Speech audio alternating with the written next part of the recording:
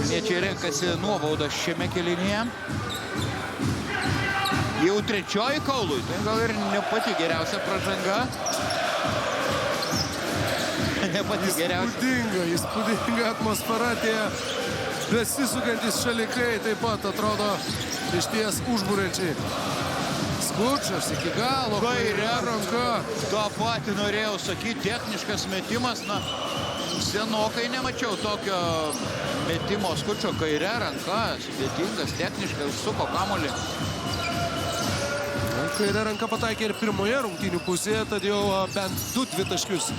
Šiandien kairė ranka Skučas sumetė, bet R.J. Kaulas kairė ranka mėto visada, kai tik turi galimybę. Jam lengviau, nes kairė rankis. Lukis Smitas. Branišas, na, turėtų laužti. Šefada gerai sukasi, taip. Šefadui pražanga ploja Žibėnas, 4. komandinė. Tik 1. Martynui Echodui.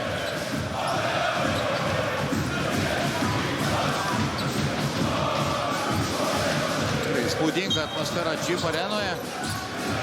Senokai neteko čia lankytis. Malonu iš ties sugrįžti ir vėl pamatyti šitą palaikymo spektaklį. Tayloras ties tritaškio liniją. Kiek kluptelėjo Gytis Radzevičius. Geras Tayloro perdavimas, dar geresnis Goramo blokas. Ilgas perdavimas, kiek netikslus, bet Echodas pagauna kamuolį ir Goremas.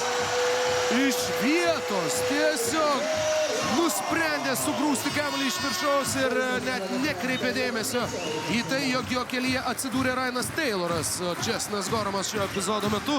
Taip, Gorema aukštesnis, Goremas ir buvo arti krepšio. Nesutrukdė ir Tayloro pražanga. Tolsta, dar labiau rytas nuo varžovų.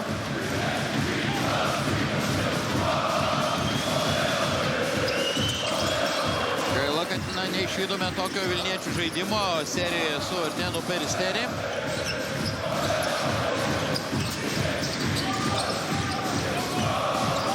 Arena tikrai pulsuoja. Pulsuoja su džiaugsmu. Prameta iš toli Skučiai Smitas. Fosterio atkovotas kamuolys. Iš eigos įsibėgėjęs.